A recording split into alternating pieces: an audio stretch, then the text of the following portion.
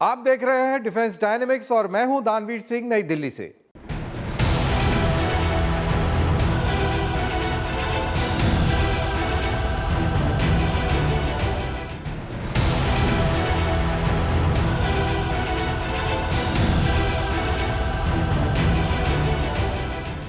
आज हम एक डिसाइसिव शिफ्ट को ट्रैक करेंगे कि भारत नए दौर के युद्ध के लिए कैसे तैयारी कर रहा है और युद्ध ना हो उस पर कैसे काम कर रहा है। समुद्र की शांत गहराइयों से लेकर कल के रणभूमि और उसकी इवॉल्विंग डॉक्ट्रिन और डेटरेंस तक भारत सिर्फ प्लेटफॉर्म्स अपग्रेड नहीं कर रहा, वो अपनी स्ट्रैटेजी को रीडिफाइन भी कर रहा है। जर्मनी के साथ एक मेजर सबमरीन डील, वो भी ऐसे समय में भारत की अंडर वाटर एज को स्ट्रेंथन करने जा रही है जब इंडियन ओशन तेजी से कंटेस्टेड होता जा रहा है।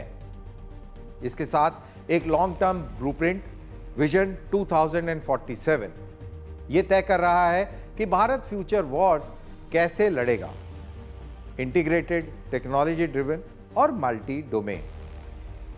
वहीं जमीन पर जहां ड्रोन्स हेडलाइंस डोमिनेट कर रहे हैं, वहां भारत आर्मर पर डबल डाउन कर रहा है। हाई इंटेंसिटी कॉन्फ्लिक्ट के लिए अपने टैंक्स अपग्रेड कर रहा है और माई टेक में पहलगाम हमले के एक साल बाद हम एग्जामिन करेंगे कि भारत की डॉक्ट्रिन डेटरेंस को कैसे बदल रही है, रिस्ट्रेन से रिस्पॉन्स तक। किर्गिस्तान में एससीओ यानी शंघाई कोऑपरेशन ऑर्गेनाइजेशन के रक्षा मंत्रियों की बैठक में भारत के रक्षा मंत्री श्री राजनाथ सिंह ने आतंकवाद, अलगाववाद और उग्रवाद के खिलाफ एकजुट मोर्चे की अपील की। ऑपरेशन सिंदूर का जिक्र करते हुए उन्होंने कहा कि अब आतंक के ठिकाने निर्णायक कार्रवाई से बाहर नहीं हैं। उन्होंने दोहराया कि आतंकवाद का कोई धर्म या राष्ट्रीयता नहीं होती और इसके खिलाफ मजबूत सामूहिक जवाब जरूरी है। भारतीय सेना प्रगति नामक बहुपक्षीय सैन्य अभ्यास की मेजबानी करने जा रहा है, जिसमें 11 मित्र देशों के प्रतिनिधि मंडल हिस्सा लेंगे। यह अभ्यास मेघालय के उमरोई स्थित फॉरेन ट्रेनिंग नोड में आयोजित होगा। इसका उद्देश्य रक्षा सहयोग, इंटरऑपरेबिलिटी और आपसी विश्वास को मजबूत करना है। भारतीय और श्रीलंकाई नौसेनाओं ने कोलंबो में संयुक्त गतिविधियों के जरिए अपने ऑपरेशनल समन्वय और आपसी सहयोग को और सुदृढ़ किया है। ये भारत श्रीलंका डाइविंग एक्सरसाइज 2026 का चौथा संस्करण है, जिसमें आईएनएस निरीक्षक की भागीदारी शामिल है। रॉयल थाई नौसेना ने चेसेरी से 8x8 AWAV वाहनों के एक और बैच की खरीद की योजना बनाई है। $15.5 मिलियन का ये नया अनुबंध अगस्त 2023 के ऑर्डर के बाद आया है, जिसके तहत 7 वाहन पहले ही मिल चुके हैं। इस खरीद का उद्देश्य नौसेना की समुद्री सुरक्षा क्षमताओं को और मजबूत करना है।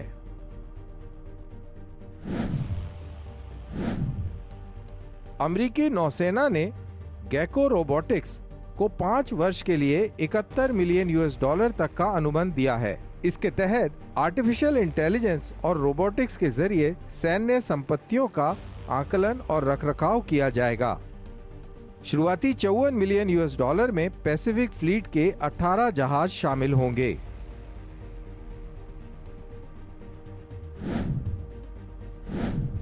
Airbus, US space and defence ने shield AI, L3 Harris technologies और पैरी लैब्स के साथ मिलकर यूएस मरीन कोर के एरियल लॉजिस्टिक कनेक्टर प्रोग्राम के तहत चौथा स्वायत्त उड़ान परीक्षण सफलतापूर्वक पूरा किया है। इस परीक्षण में H-145D3 हेलीकॉप्टर शामिल था, जिसमें पहली बार चारों कंपनियों की तकनीक का एक साथ एकीकृत किया गया है। इंडोनेशिया ने पहली बार सार्वजनिक रूप से C-705 एंटी शिप मिसाइल को भूमि लक्ष्य पर दागने का परीक्षण किया है। ये लॉन्च जावा सागर में संयुक्त नौसैनिक अभ्यास 2026 के दौरान कैरिमुन जावा द्वीपों के पास किया गया। संपारी क्लास फास्ट अटैक क्राफ्ट से ये मिसाइल निर्जन पुलाव गुंडालू द्वीप पर स्थित लक्ष्य पर दागी गई।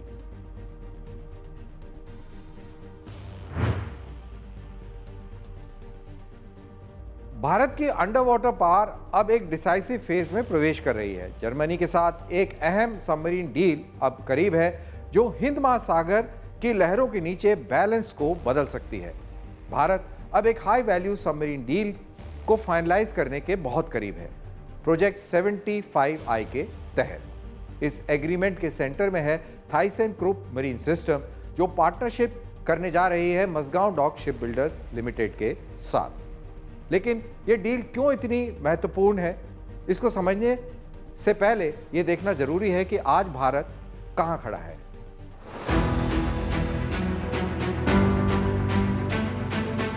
भारतीय नौसेना मिक्स्ड सबमरीन्स को ऑपरेट करती है, कन्वेंशनल और न्यूक्लियर सबमरीन्स। कन्वेंशनल साइट पर बैकबोन है कलावरी क्लास यानी स्कॉर्पियन सबमरीन्स, जो भारत में ही बनाई गई हैं।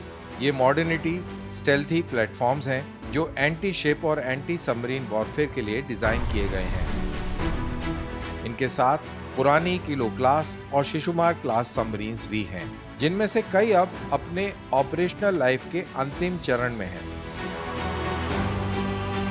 स्ट्रेटेजिक साइट पर भारत ने न्यूक्लियर पार्ट सबमरीन्स इंडक्ट की हैं, जिनमें इंडिजिनसली बिल्ड INS अरिहंत शामिल है। ये प्रोवाइड करती है क्रेडिबल न्यूक्लियर डिटरेंस, लेकिन एक गैप मौजूद है। भारत की कन्वेंशनल सबमरीन्स का नंबर अभी भी डिजायर्ड लेवल से काफी कम है, खास तौर पर टू फ्रंट मैरीटाइम चैलेंज को देखते हुए। और सबमरीन वॉरफेयर सिर्फ प्रेजेंस का खेल नहीं, ये परसिस्टेंस का भी खेल है। अंडर वाटर रहना, अनसीन रहना और हमेशा रेडी रहना। अर्जेंसी और क्लियर हो जाती है जब हम एडवर्सरी को देखते हैं। चाइना की नेवी, खास तौर पर PLA नेवी, तेजी से अपनी सबमरीन फ्लीट एक्सपेंड कर रही है। ये एडवांस्ड कन्वेंशनल सबमरीन्स ऑपरेट करती है, जैसे युआन क्लास, जिनमें से कई एयर इंडिपेंडेंट प्रोपल्शन यानी AIP से लेस हैं, जो उन्हें लंबे समय तक अंडर वाटर रहने की क्षमता देता है। चाइनीज सबमरीन्स कई बार इंडियन ओशन में डिप्लॉय हो चुकी हैं, अक्सर एंटी पायरेसी मिशंस के कवर में। लेकिन इन डिप्लॉयमेंट्स का एक और उद्देश्य भी है, भारत की अंडर वाटर एनवायरनमेंट को मैप करना। दूसरी तरफ पाकिस्तान भी अपनी सबमरीन फ्लीट अपग्रेड कर रहा है चाइनीज असिस्टेंस के साथ, जिनमें नई AIP क्लास सबमरीन शामिल है। ये भारत के लिए एक coordinated under water challenge create करता है, अरेबियन सी से लेकर वाइडर इंडियन ओशन तक। सीधे शब्दों में भारत एक टू फ्रंट सबमरीन डायनेमिक का सामना कर रहा है। यहीं पर जर्मनी की डील क्रिटिकल हो जाती है। प्रोजेक्ट 75I के तहत आने वाली नई सबमरीन्स में एक्सपेक्टेड है एयर इंडिपेंडेंट प्रोपल्शन यानी AIP सिस्टम्स, जो कि लंबे समय तक पानी के नीचे रहने में मददगार होगा। फिर है इनहैंस्ड स्टेल्थ और अकूस्टिक क्वाइटिंग और एडवांस सोनार और कॉम्बैट मैनेजमेंट सिस्टम। इसका मतलब है लंबे समय तक अंडर वाटर एंड्योरेंस, बेहतर सर्वाइवेबिलिटी और उच्च स्तरीय फर्स्ट स्ट्राइक और डेटरेंस कैपेबिलिटी। लेकिन सबसे महत्वपूर्ण है टेक्नोलॉजी ट्रांसफर। मजगांव डॉक में सबमरीन्स को बिल्ड करके भारत सिर्फ प्लेटफॉर्म्स एक्वायर नहीं कर रहा, वह ये काबिलियत भी हासिल कर रहा है कि उन्हें वो खुद बना सके, मेंटेन कर सके और अपग्रेड कर सके। समय के साथ ये डिपेंडेंस को कम करता है और स्ट्रेटेजिक ऑटोनॉमी को मजबूत करता है। नेवल वॉरफेयर में सबमरीन फोर्स मल्टीप्लायर होती है। कम संख्या में भी हाई केपेबल सबमरीन्स पूरे मैरीटाइम स्पेस को इन्फ्लुएंस कर सकती है, एक्सेस डिनाई कर सकती है, इंटेलिजेंस गैदर कर सकती है और दुश्मन के बिहेवियर को शेप भी कर सकती है। ये डील ठीक वही करती है। समुद्र की साइलेंट डेप्थ्स में जहाँ डिटेक्शन ही वल्नरेबिलिटी है, वही साइट जीतती है जो अनसीन रहती है। और इस डील के साथ भारत ये सुनिश्चित कर रहा है कि उसकी अंडर वाटर पावर इनविजिबल भी रहे और डिसाइसिव। भारत की समुद्र के नीचे की चुनौती सिर्फ संख्या की नहीं है, यह क्षमता और स्टेल्थ की है। अभी भारतीय नौसेना के पास आधुनिक और पुराने सबमरीन का मिश्रण है, जबकि चाइना और पाकिस्तान अपनी ताकत बढ़ा रहे हैं। इसे ध्यान में रखते हुए भारत जर्मनी के साथ प्रोजेक्ट 75I के तहत 6 एडवांस सबमरीन्स बनाने की योजना बना रहा है। इसमें एयर इंडिपेंडेंट प्रोपल्शन होगा, जिससे ज़्यादा समय तक पानी के अंदर रह सकेंगी और आसानी से पकड़ी नहीं जाएंगी। सबसे अहम बात, इन्हें भारत में ही बनाया जाएगा, क्योंकि अंडर वाटर वॉरफेयर में सेल्फ रिलायंस ही असली ताकत है। तो जैसे जैसे भारत अपनी साइलेंट सर्विस को समुद्र की गहराइयों में मजबूत कर रहा है, वैसे वैसे वह एक बिल्कुल अलग तरह के बैटलफील्ड के लिए भी तैयार हो रहा है। एक ऐसा बैटलफील्ड जो सिर्फ प्लेटफॉर्म से डिफाइन नहीं होता, बल्कि इंटीग्रेशन, टेक्नोलॉजी और स्पीड से निर्धारित होता है। युद्ध के तरीके बदल रहे हैं और युद्ध क्षेत्रों में विस्तार हो रहा है, और भारत अब दोनों के लिए प्लानिंग कर रहा है, एक लॉन्ग टर्म विजन के तहत जो वर्तमान से आगे की ओर देखता है।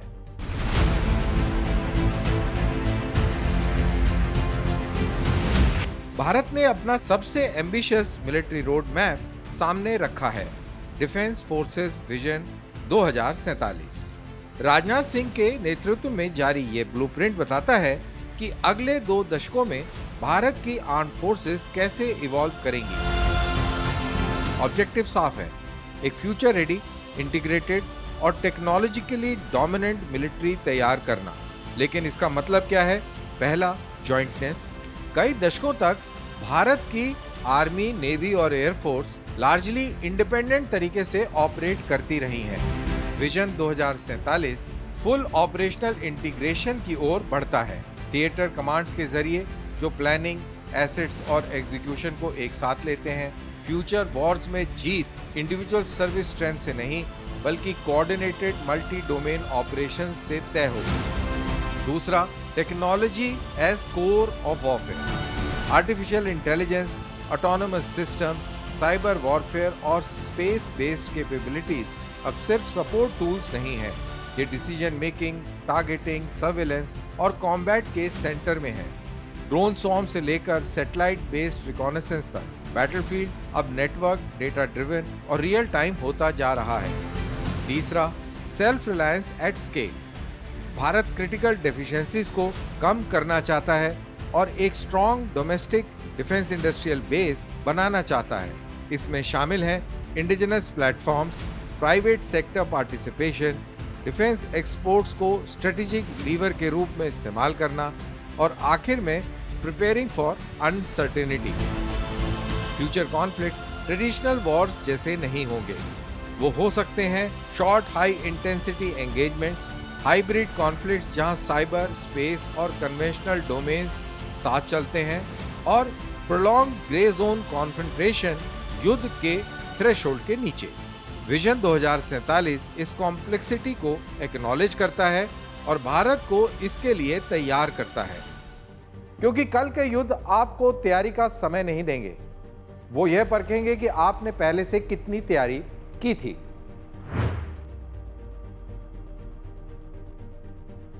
जब आधुनिक युद्धों की बात होती है, चाहे वो यूक्रेन हो या पश्चिमी एशिया, टैंकों ने भारी नुकसान उठाया है।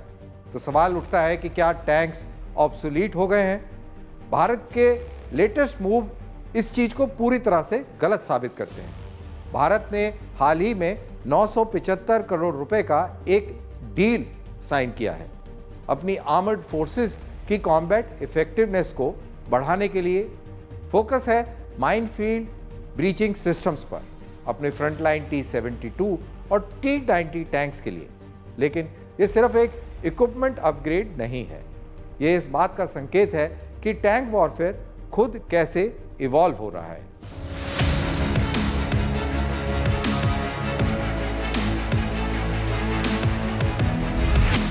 आधुनिक युद्ध अब मल्टीपल डिफेंसिव ऑब्स्टिकल से लेयर्ड है और माइनफील्ड्स आज भी सबसे लीथल डिफेंडर का विकल्प है।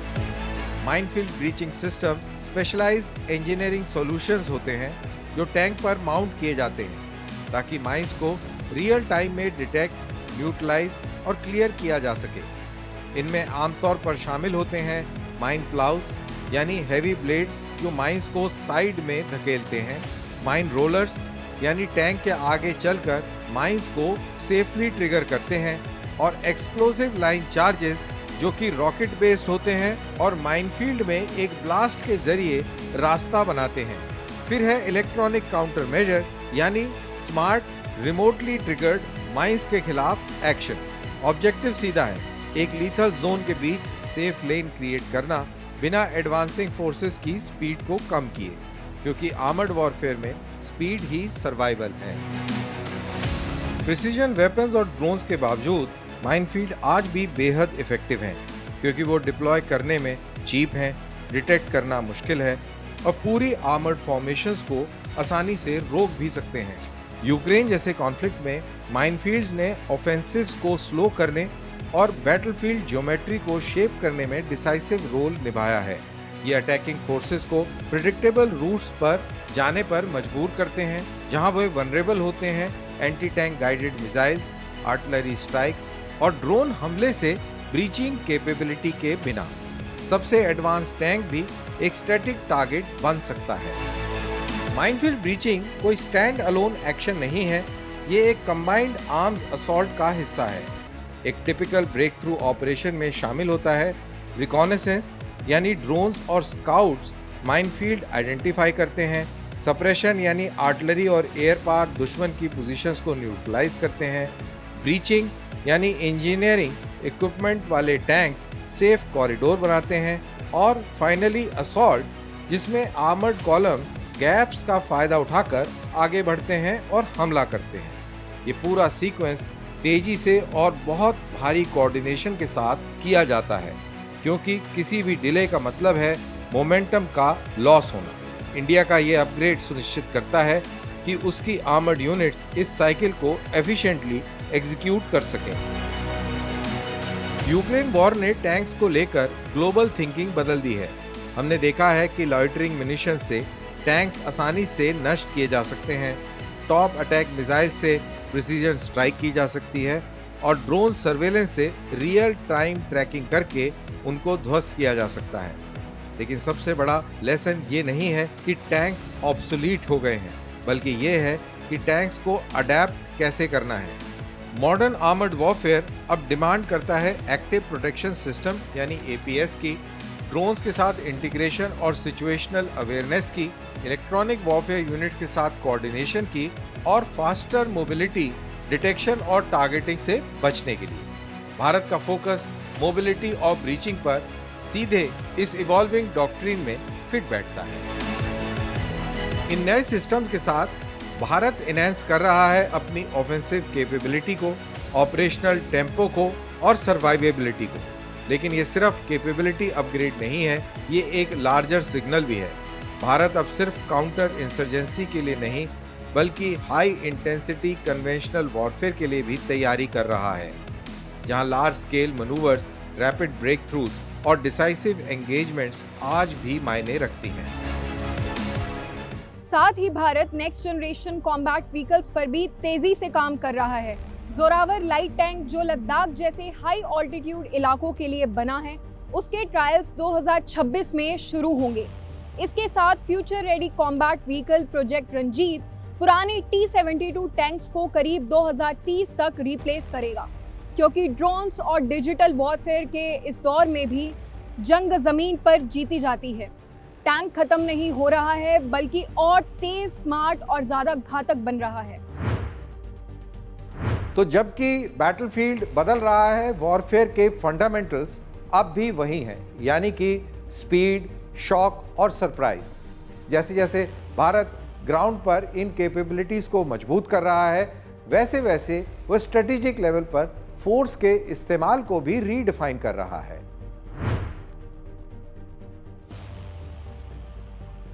पहलगाम आतंकी हमले के एक साल बाद भारत उस घटना को सिर्फ याद ही नहीं कर रहा, बल्कि एक मैसेज भी रीइंफोर्स कर रहा है।